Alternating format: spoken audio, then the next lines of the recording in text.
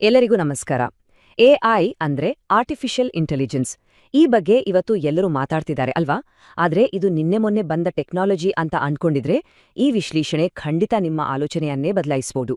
ಯಾಕಂದ್ರೆ ಇವತ್ತು ನಾವು ಜಗದೀಶನ್ ಅನ್ನೋ ಒಬ್ಬ ಪರಿಣಿತರ 32 ವರ್ಷಗಳ ಜರ್ನಿ ಬಗ್ಗೆ ತಿಳ್ಕೊಳ್ಬೋದಿದ್ದೀವಿ. ಎಐ ಅನ್ನೋ ಪದ ಫೇಮಸ್ ಆಗೋದಕ್ಕಿಂತ ದಶಕಗಳ ಹಿಂದೆಯೇ ಅದರ ಶಕ್ತಿಯನ್ನ ಗುರುತಿಸಿದವರು ಇವರು. ನೋಡಿ, ಈ ಪಯಣ ಶುರುವಾಗಿದ್ದೇ ಕೋಡಿಂಗ್ನಿಂದಲ್ಲ, ಬದಲಾಗಿ ಒಂದು ಪ್ಯಾಷನ್ನಿಂದ, ಒಂದು ಆಸಕ್ತಿಯಿಂದ. ಜಗದೀಶನ್ನವರ ಈ ಒಂದು ಮಾತು ಅವರ ಇಡೀ ಕಥೆಯ ಸಾರಾಂಶವನ್ನೇ ಹೇಳ್ಬಿಡುತ್ತೆ. ಅವರ ಯಶಸ್ಸಿನ ಮೂಲ ಟೆಕ್ನಾಲಜಿಯಲ್ಲ, ಬದಲಿಗೆ ಧ್ವನಿಯ ಮೇಲಿದ್ದ ಅವರ ಅದಮ್ಯ ಪ್ರೀತಿ. ಸರಿ, ಹಾಗಾದ್ರೆ ಅವರ ಜರ್ನಿಯ ಮೊದಲನೇ ಭಾಗ ನೋಡೋಣ ಬನ್ನಿ. ಜಗದೀಶನ್ ಅವರಿಗೆ ಬಾಲ್ಯದಲ್ಲಿ ಧ್ವನಿ ತಂತ್ರಜ್ಞಾನದ ಮೇಲಿದ್ದ ಆಕರ್ಷಣೆ ಅವರ ಇಡೀ ಕೆರಿಯರ್ಗೆ ಹೇಗೆ ಅಡಿಪಾಯ ಹಾಕ್ತು ಅನ್ನೋದನ್ನ ನೋಡೋಣ. ಯೋಚಿಸಿ ನೋಡಿ, ಚಿಕ್ಕ ವಯಸ್ಸಲ್ಲೇ ತಮ್ಮದೇ ಧ್ವನಿಯನ್ನ ಕ್ಯಾಸೆಟ್ನಲ್ಲಿ ರೆಕಾರ್ಡ್ ಮಾಡಿ ಕೇಳೋ ಕುತೂಹಲ. ಆಮೇಲೆ 90ರ ದಶಕದಲ್ಲಿ ಕೇಬಲ್ ಟಿವಿ ಆಪರೇಟರ್ ಆಗಿ ಕೆಲಸ ಮಾಡ್ಬೇಕಾದ್ರ ಇವತ್ತು ಈ ಸಿನಿಮಾ ಬರುತ್ತೆ ಅಂತ ಅವರೇ ಅನೌನ್ಸ್ಮೆಂಟ್ ಕೊಡ್ತಿದ್ರು. ಅಷ್ಟೇ ಅಲ್ಲ, ಅವ್ರದೇ ಒಂದು ಸಣ್ಣ ಲೈಬ್ರರಿ ಇತ್ತು, ಅದನ್ನೂ ಸಹ ಲೋಕಲ್ ಕೇಬಲ್ ಟಿವಿಯಲ್ಲಿ ಜಾಹೀರಾತು ಕೊಟ್ಟು ಪ್ರಮೋಟ್ ಮಾಡ್ತಿದ್ರು. ಅವರ ದಾರಿ ಅದು ಅಷ್ಟು ಸೀದಾಸಾದಾ ಆಗಿರ್ಲಿಲ್ಲ.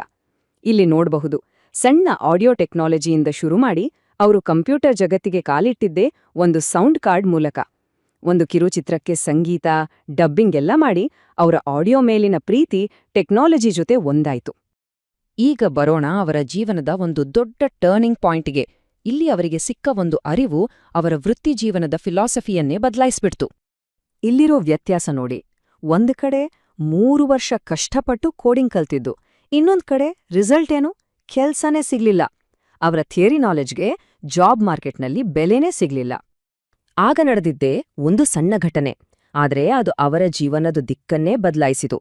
ಒಂದು ಪುಸ್ತಕಕ್ಕೆ ಕವರ್ ಪೇಜ್ ಡಿಸೈನ್ ಮಾಡ್ಕೊಟ್ರು. ಕೆಲ್ಸ ಮುಗಿದ ತಕ್ಷಣ ಅವರ ಕೈಗೆ ದುಡ್ಡು ಬಂತು.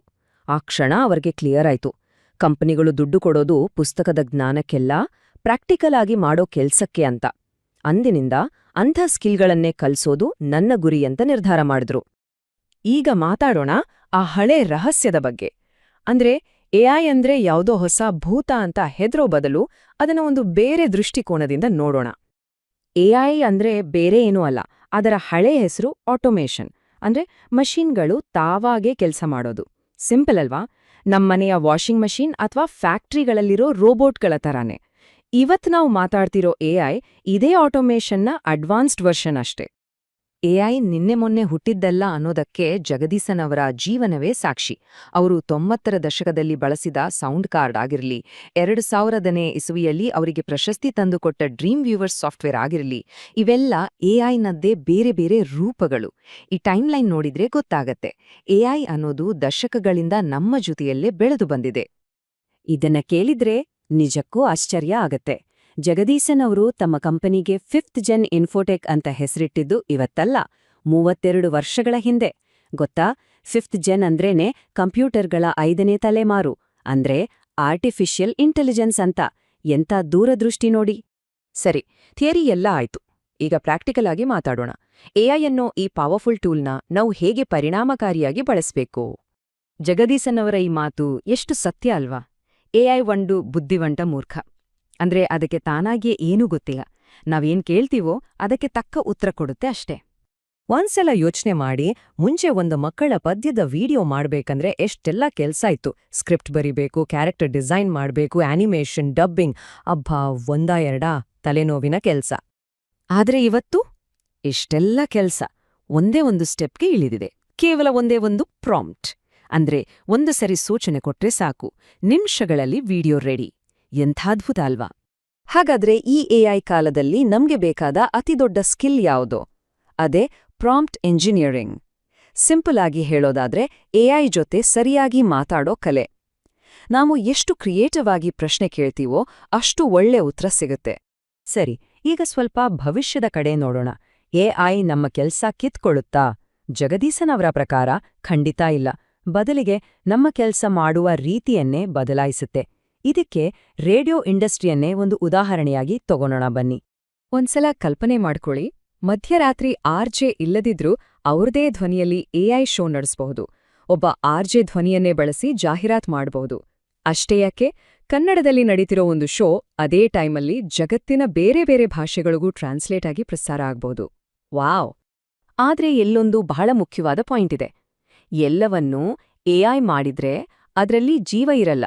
ಆ ಒಂದು ಇಮೋಷನಲ್ ಟಚ್ ಇರುತ್ತಲ್ಲ, ಅದು ಬರ್ಬೇಕಂದ್ರೆ ಮನುಷ್ಯನ ಕೈವಾಡ ಬೇಕೇ ಬೇಕು. ಅದಕ್ಕೆ ಮನುಷ್ಯ ಮತ್ತು ಎಐ ಸೇರಿ ಮಾಡಿದ ಕೆಲ್ಸ ಸೂಪರ್ ಹಿಟ್ ಆಗೋದು. ಹಾಗಾದರೆ ಕೊನೆಯದಾಗಿ ಈ ಎಐ ಯುಗದಲ್ಲಿ ನಾವು ಗೆಲ್ಲೋದು ಹೇಗ? ಜಗದೀಶನ್ ಅವರ ಫೈನಲ್ ಅಡ್ವೈಸ್ ಏನು ಅಂತ ನೋಡೋಣ. ಗೆಲುವಿನ ಸೀಕ್ರೆಟ್ ಇರೋದು ಈ ಹೈಬ್ರಿಡ್ ಅಪ್ರೋಚ್ನಲ್ಲಿ. ಅಂದ್ರೆ ಎರಡನ್ನೂ ಬೆರೆಸೋದು. ನಮ್ಮ ತಿಳುವಳಿಕೆ, ನಮ್ಮ ಕ್ರಿಯೇಟಿವಿಟಿ ಜೊತೆಗೆ ಎಐನ ವೇಗ ಮತ್ತು ಡೇಟಾ ಶಕ್ತಿ ಸೇರಿದಾಗ ಆಗೋದೇ ನಿಜವಾದ ಮ್ಯಾಜಿಕ್. ಸೊ ವಿನ್ನಿಂಗ್ ಫಾರ್ಮುಲಾ ತುಂಬಾನೇ ಸಿಂಪಲ್. ನಮ್ಮ ಮ್ಯಾನ್ಯುಯಲ್ ಸ್ಕಿಲ್ ಜೊತೆಗೆ ಎಐ ಟೂಲ್ಸ್ ಇವೆರಡೂ ಸೇರಿದ್ರೆ ಯಶಸ್ಸು ಗ್ಯಾರಂಟಿ. ಜಗದೀಶನ್ ಅವರ ಈ ಫಿಲಾಸಫಿ ನನಗೆ ಬಹಳ ಇಷ್ಟವಾಯಿತು. ಕಲಿಸು ಮತ್ತು ಕಲಿ. ನಾವಿನ್ನೊಬ್ಬರಿಗೆ ಏನಾದ್ರೂ ಹೇಳ್ಕೊಡ್ಬೇಕು ಅಂತ ಹೊರಟಾಗ ನಮ್ಗೆ ಆ ವಿಷಯದ ಬಗ್ಗೆ ಇನ್ನಷ್ಟು ಆಳವಾಗಿ ಕಲಿಯೋ ಆಸೆ ಹುಟ್ಟುತ್ತೆ, ಹೌದಲ್ಲ? ಹಾಗಾದ್ರೆ ಈ ಒಂದು ಪ್ರಶ್ನೆಯೊಂದಿಗೆ ಈ ಚರ್ಚೆಯನ್ನ ಮುಗಿಸೋಣ. ಜಗದೀಶನ್ ಅವರ ಈ ತತ್ವವನ್ನ ನಾವು ಅಳವಡಿಸ್ಕೊಳ್ಬಹುದು. ನಾವು ಕಲಿಸೋದಕ್ಕೆ ಶುರು ಮಾಡಿದ್ರೆ ನಮಗೆ ಏನೆಲ್ಲ ಹೊಸ ವಿಷಯಗಳು ಕಲಿಯೋಕೆ ಸಿಗಬಹುದು ಯೋಚನೆ ಮಾಡಿ ನೋಡಿ.